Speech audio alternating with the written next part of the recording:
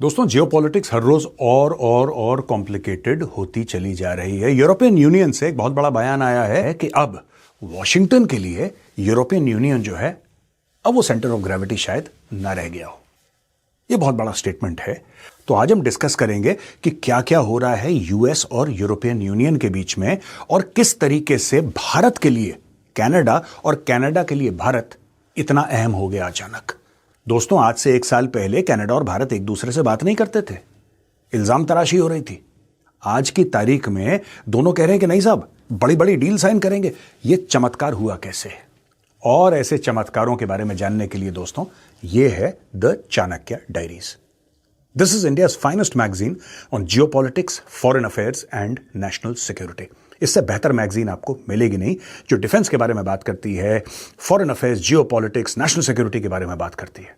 और यह मैगजीन खास तौर से दोस्तों उन लोगों के लिए बहुत अहम है जो कि सिविल सर्विसेज की तैयारी कर रहे हैं, जो कि स्टेट सर्विस कमीशन की एग्जामिनेशन की, किसी भी प्रकार के कॉम्पिटिटिव एग्जाम की तैयारी कर रहे हैं। उनके लिए यह मैगजीन बहुत जरूरी है। या फिर जो मेरा जैसा कोई है, who is just a sincere student of geopolitics, जिसको पढ़ने की आदत है, जिसको सीखने का एक शौक है, तो जाइए, डिस्क्रिप्शन बॉक्स में मैंने लिंक डाल दिया है, लिंक पे क्लिक कीजिए and buy your copy today. This is a best selling item on Amazon। यहां पे जो काहा कैलाश हैं, who is the something like the foreign minister, you can say she is the chief of foreign affairs for the EU। उनका एक बहुत बड़ा statement है। जैसा कि मैंने पहले बताया कि वॉशिंगटन के लिए अब यूरोप सेंटर ऑफ ग्रेविटी नहीं रहा, जो आज तक था, पिछले 80 साल तक था। अब वो नहीं रहा है। लिहाजा यूरोप को अपनी सिक्योरिटी पे और अपने फ्यूचर पे खुद ध्यान देना पड़ेगा। एक बहुत ट्रांजैक्शनल किस्म की डिप्लोमेसी करता है दोस्तों डोनाल्ड ट्रंप, कि मैं तुम्हें यह दूंगा और तुम मुझे यह दोगे, और जो तुमने पहले डील साइन करी है मैं उनको मानता ही नहीं। अब मैं आ गया हूं, मेरे आने के बाद अब ये और ये होगा। अब लोग इससे खुश नहीं है, जाहिर सी बात है। कुछ बातें जो ट्रंप ने बोली थी शुरू में, अब देखिए, अगर डोनाल्ड ट्रंप ये कहता है कि अमेरिका में मैन्युफैक्चरिंग होनी चाहिए, तो मुझे लगता है कि किसी को इसमें नोबडी डिस्प्यूट्स दैट। आपको अमेरिका में मैन्युफैक्चरिंग करनी है, करो। अमेरिका में मैन्युफैक्चरिंग अगर आपको करनी है, करो। किसने रोका है आपको? हमने हाथ पकड़ लिया डोनाल्ड ट्रंप का कि नहीं यार, तुम गाड़ियां नहीं बनाओगे, तुम बनाओ गाड़ियां। तुम्हारी बनाई हुई कार्स कोई खरीदता नहीं है, इसमें किसी की क्या गलती? इनको ऐसा लगता है कि टैरिफ बढ़ा के, देखिए मैं आपको एक बात बताता हूं दोस्तों, कि अगर अमेरिकन कार बनाएंगे, बेहतरीन कार बनाएंगे, दुनिया खरीदेगी। यही होता चला आया है, राइट? अब अमेरिकन वो बेहतर कारें नहीं बनाते, कुछ गाड़ियां बहुत अच्छी बनाते हैं, लेकिन मास प्रोडक्शन वाली व्हीकल्स जो हैं, that game has shifted to Japan, it has shifted to Korea, it has shifted to all these countries. आज की तारीख में वियतनाम ईवीज में बहुत आगे बढ़ गया है। यूएस ने बनाई एक टेस्ला। टेस्ला कितने लोग अफोर्ड कर सकते हैं भाई? आप एक बात बताइए, how many people can actually afford a Tesla? It's extremely difficult. तो यहां पे जब पुतिन अटैक करता है यूक्रेन पे, और पूरा यूरोप थर थर कांपता है कि भाई अब क्या हो गया, ये तो खा जाएगा, ये तो आ गया है, ये तो घुस गया है अंदर। फिर पोलैंड होगा क्या? फिर जर्मनी होगा क्या? ये फिनलैंड की ओर, नॉर्वे की ओर, डेनमार्क की ओर पहुंच जाएगा? नोबडी नोज, किसी को नहीं पता। यहां पे नेटो इनइफेक्टिव हो गया, क्योंकि नेटो का जो सबसे बड़ा फाइटर था, the United states of America, वो जाके पुतिन की गोद में बैठ गया। अब ये लोग कहते हैं साहब ये तो धोखाधड़ी है, आप हमारे दोस्त हैं, नेटो के आपके आर्टिकल 5, आप समझिए Europe, where is Europe coming from? It's very important to understand the context. Europe कहता है कि साहब नेटो का आर्टिकल 5 यह कहता है कि अगर किसी भी नेटो देश पे हमला होता है, माना जाएगा कि सारे नेटो पे हमला हुआ है, फिर सब मिलके उस मुसीबत का सामना करेंगे। इसमें यूएस ने भी साइन करा है, इसमें जर्मनी ने भी साइन करा है, इसमें सारे के सारे जितने भी नेटो देश हैं, सब ने साइन करा। अब ये भाई जो है डोनाल्ड ट्रंप, ये खुद एक नेटो देश पे हमला करने की बात कर रहा है। तो अब यूरोपियंस कह रहे हैं कि यार आर्टिकल 5 का अचार डालना है हमने। ये तो कह रहा है ना कि ग्रीनलैंड पे कब्जा कर लेगा, यही तो कह रहा है Donald Trump. Greenland is Danish territory. आप डेनमार्क की टेरिटरी पे कब्जा कर लोगे तो फिर आर्टिकल 5 का करना क्या है?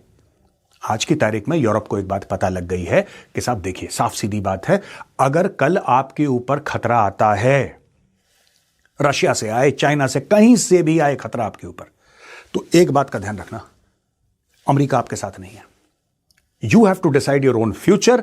इसीलिए आपको जिससे ट्रेड एग्रीमेंट या एफटीए साइन करने हैं कर लो, जो डिफेंस एग्रीमेंट साइन करनी है कर लो, क्योंकि आगे आप अकेले हैं, आपको खुद सब कुछ करना है। यह बात यूरोपियंस को क्लियर हो गई है, यह बात नेटो को क्लियर हो गई है, और यही कहा कैलाश ने भी बोला है कि जो नेटो है that needs to become more European rather than being predominantly American, it needs to become more European.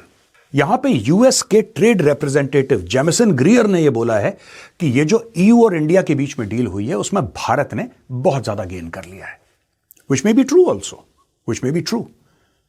उसने बोला है कि भारत ने बहुत ज्यादा गेन कर लिया है और ऐसा दिखाया जा रहा है जैसे कि भारत की कोई लॉटरी खुल गई।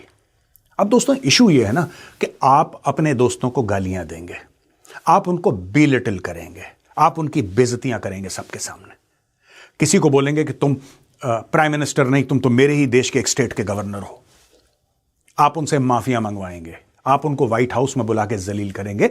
एक बार सहेगा, दो बार सहेगा, तीसरी बार देश कितना भी छोटा हो, except for Pakistan, any other country will push back, any other country.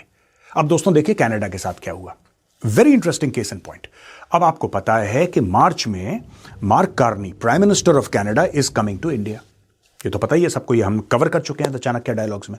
अच्छा, वो भारत आ रहा है तो कई सारी चीजें हैं, वो डिफेंस के बारे में, एल्यूमिनियम के बारे में, प्रोडक्ट्स के बारे में, दुनिया भर की बात। एक जो चीज है जिसके ऊपर मीडिया कम बात कर रहा है दैट इज यूरेनियम।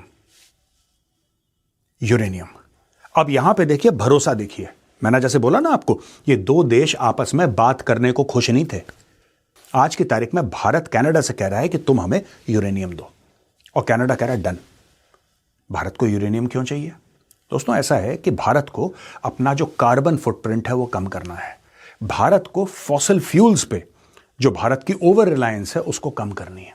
इसके लिए भारत को कई सारे न्यूक्लियर रिएक्टर्स बनाने हैं जिससे कि बिजली पैदा होगी। उस बिजली पैदा करने के लिए भारत को चाहिए यूरेनियम। अब आप इसमें बोलेंगे कि मेजर साहब इसमें भरोसे वाली क्या बात है? देखिए साहब, ऐसा होता है जब आप कई 100 अरब डॉलर लगाते हैं एक खास इंफ्रास्ट्रक्चर में, यू रिक्वायर अ कंट्री, आपको एक ऐसा देश चाहिए जो आपको यूरेनियम सप्लाई करे, और वो देश एब्सोल्युटली रिलायबल हो।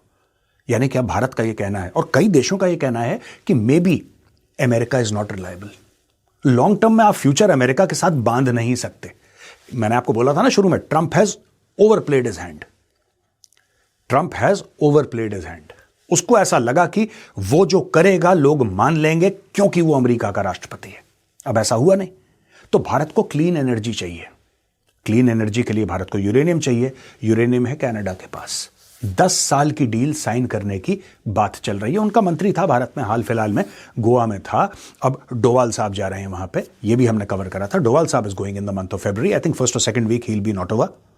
ये सारी की सारी चीजें हो रही हैं दोस्तों, और यहां पे आइसोलेट अगर कोई हो रहा है तो वो है डोनाल्ड ट्रंप, और सिर्फ एक कारण से बस, और कोई नहीं, अपनी ईगो कि मेरे सामने झुको, मैं बादशाह सलामत हूं, मेरे सामने झुकोगे मैं आशीर्वाद दूंगा, सब ठीक हो जाएगा।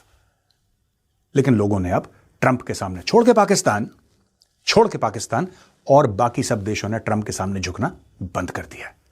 जाने से पहले दोस्तों एक बार फिर आपको याद दिलाना चाहूंगा, यह है the Chanakya diaries, India's finest magazine. दावे के साथ कह रहा हूं, India's finest magazine on geopolitics, foreign affairs and national security. आप इसको खरीदिए, डिस्क्रिप्शन बॉक्स में लिंक है, click on the link and buy your copy today.